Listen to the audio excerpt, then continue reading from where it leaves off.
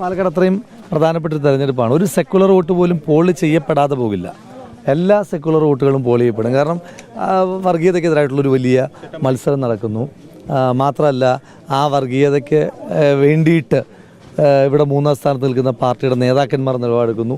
അപ്പോൾ അതുകൊണ്ട് ആ പാർട്ടിയുടെ പ്രവർത്തകരും ബാക്കി മതേതര ബോധ്യമുള്ള മനുഷ്യന്മാരും എല്ലാം ചേർന്ന് വോട്ട് ചെയ്ത് ഒരു കംഫർട്ടബിൾ വിക്ടറി ഉണ്ടാക്കും.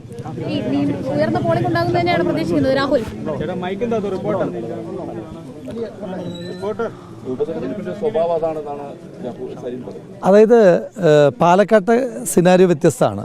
പോളിംഗ് കുറയാനുള്ള ഏക സാധ്യത എന്ന് പറയുന്നത് ഞാൻ നേരത്തെ പങ്കുവച്ചു.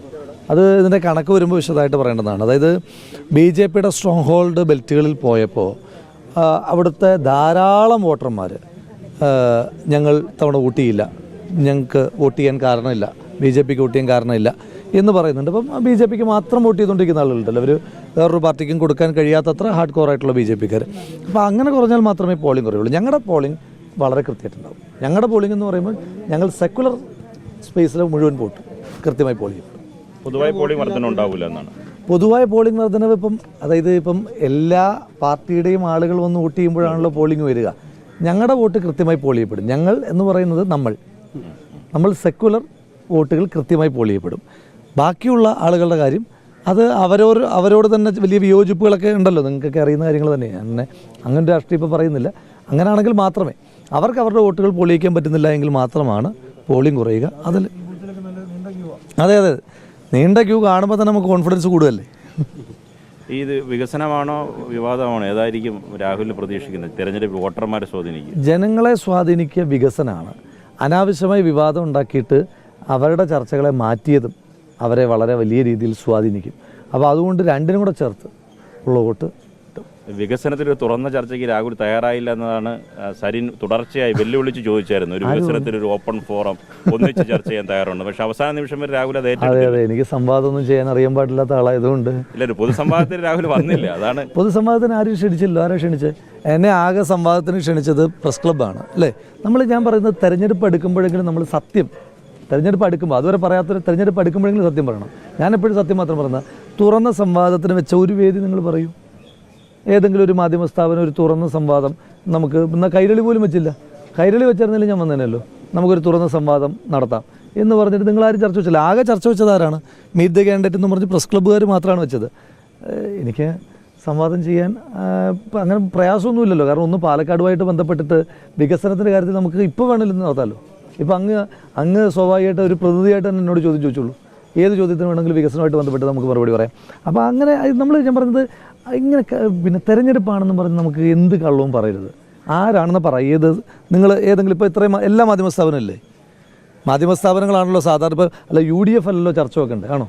തുറന്ന സംവാദം എല്ലാ സ്ഥാനാർത്ഥികളുമായിട്ടുള്ള വെക്കേണ്ട മാധ്യമ സ്ഥാപനം. നിങ്ങൾ എല്ലാ മാധ്യമ സ്ഥാപനത്തിൻ്റെയും പ്രതിനിധികൾ ഇവിടെ ഇരിപ്പുണ്ട്. ഞാൻ ഓരോ കള്ളങ്ങളിങ്ങനെ രാവിലെ എഴുന്നേറ്റ് നമുക്ക് പൊളിക്കാൻ വയ്യാത്തതുകൊണ്ട് ഞാൻ ചോദിക്കാം, ഏതെങ്കിലും ഒരു മാധ്യമ സ്ഥാപനം പറ ഞങ്ങളൊരു ചർച്ച വെച്ചിരുന്നു, എല്ലാ സ്ഥാനാർത്ഥികളുമായിട്ടുള്ള ചർച്ച വെച്ചിരുന്നു, ആ ചർച്ചയിൽ രാഹുലിനെ വിളിച്ചപ്പോൾ രാഹുൽ വന്നില്ല എന്ന് പറയാൻ പറ്റുന്ന ഒരു മാധ്യമ സ്ഥാപനമെങ്കിലും ഉണ്ടോ? 3 സ്ഥാനാർത്ഥികൾ ഒന്നിച്ചൊരു ചർച്ചയ്ക്ക് താൻ തയ്യാറാണ് എന്നാണ് പി സരിന് വാർത്താ സമ്മേളനത്തിൽ തുടർച്ചയായും ഞാൻ എപ്പോഴെങ്കിലും എന്നോട് അങ്ങനെ ചോദ്യം ചോദിച്ചില്ല. നിങ്ങളുടെ അതായത് ഇപ്പം എന്നോടൊരു ചോദ്യം ചോദിക്കണുള്ളൂ, തുറന്ന സംവാദത്തിന് തയ്യാറാണോ എന്ന് ചോദ്യം എന്നോട് ചോദിച്ചില്ല. അപ്പം എന്നോട് ചോദിക്കാത്തൊരു ചോദ്യത്തിന് മാത്രമല്ല, ഇപ്പം ആരെങ്കിലും പറഞ്ഞാൽ നമ്മൾ പോകുമല്ലോ. ഇപ്പം ചർച്ചയ്ക്ക് വിളിച്ചാൽ പോകാത്ത ആളാണോ ഞാൻ? ചർച്ചയ്ക്ക് വിളിച്ചാൽ പോകാൻ എനിക്ക് വലിയ സന്തോഷമല്ലേ ഉള്ളൂ. ചർച്ചയ്ക്ക് പോകാനായിട്ട് എനിക്ക് സന്തോഷമേ ഉള്ളൂ. അപ്പോൾ ആരും വിളിച്ചില്ല, ആരും വെച്ചില്ല. വെക്കാത്തൊരു കാര്യത്തിൽ നമ്മൾ ഇപ്പോൾ ഇന്ന് രാവിലെ എൻ്റെ വേറൊരു കള്ളം പറഞ്ഞായിട്ട് എൻ്റെ ശ്രദ്ധയിൽപ്പെട്ടു അല്ലേ. അതിനെപ്പറ്റി ആരെങ്കിലും ചോദിക്കുന്നതെന്ന് വിചാരിച്ചേ.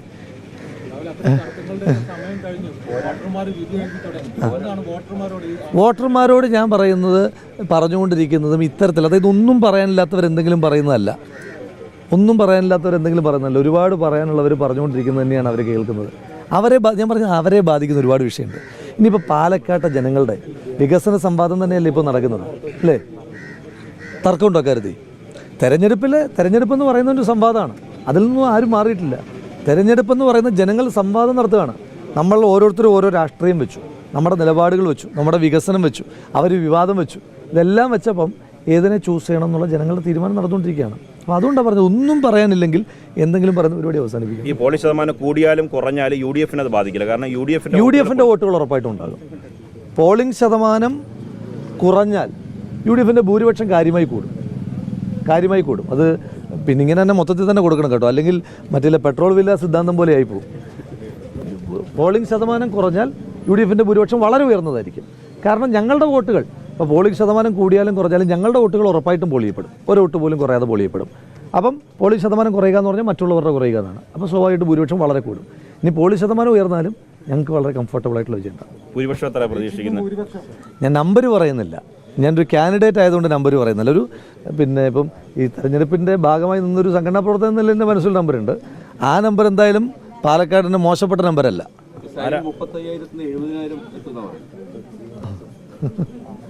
വേറെ ആത്മവിശ്വാസത്തിലാണ് LDF സ്ഥാനാർത്ഥി പറഞ്ഞത്. അങ്ങനെയാണ്. അതാകാമല്ലോ. ഇപ്പം ഏതെങ്കിലും ഇപ്പം ഞാൻ ചോദിച്ചോട്ടെ, ഇവിടെ മത്സരിക്കുന്ന ഏതെങ്കിലും സ്വതന്ത്ര സ്ഥാനാർത്ഥിയോട് അങ്ങ് ചോദിക്കും. ഇപ്പോൾ ഇവിടെ മത്സരിക്കുന്ന മറ്റ് സ്വതന്ത്ര സ്ഥാനാർത്ഥികളോട് ചോദിക്കുക, അവരും പറയുമല്ലോ. ഇപ്പം പരാജയപ്പെടുമെന്ന് പറഞ്ഞിട്ട് മത്സരിക്കുന്ന ഏതെങ്കിലും സ്ഥാനാർത്ഥിയുണ്ടോ? ഞാൻ പറയുന്നതിൻ്റെ അടിസ്ഥാനം എന്താണ്? ഞാൻ പറയുന്നതിൻ്റെ അടിസ്ഥാനം ഒന്ന് UDFന്റെ സിറ്റിംഗ് സീറ്റാണ്. നമ്മൾ അടിസ്ഥാനം കൂടി നോക്കണമല്ലോ. എന്താണ് ഇപ്പോൾ ഒരാൾ പറയുന്നു, ഇപ്പോൾ ഇവിടെ മത്സരിക്കുന്ന ഒരു സ്വതന്ത്രനോട് നിങ്ങൾ ചോദിക്കൂ, മറ്റൊരു സ്വതന്ത്രനോട് ചോദിക്കൂ. ആ സ്വതന്ത്രനോട് ചോദിച്ചാൽ അദ്ദേഹം എന്ത് പറയും? ഞാൻ ജയിക്കും എന്ന് തന്നെ പറയും. അപ്പോൾ പക്ഷേ ഞാൻ പറയുമ്പോൾ ഉണ്ടാകുന്ന കണക്കുകളുണ്ട്. ഒന്ന് UDFന്റെ സിറ്റിംഗ് സീറ്റാണ്, UDFന്റെ ഷുവർ സീറ്റാണ്. വലിയ പ്രതിസന്ധികളിൽ പോലും UDFനെ കൈവിടാത്ത മണ്ഡലമാണ്. i2i News, an eye for truth. i2i News subscribe ചെയ്തിട്ടില്ലാത്തവർ ഇപ്പോൾ തന്നെ സബ്സ്ക്രൈബ് ചെയ്യുക. നോട്ടിഫിക്കേഷൻ ലഭിക്കുവാൻ ബെൽ ബട്ടണും അമർത്തുക.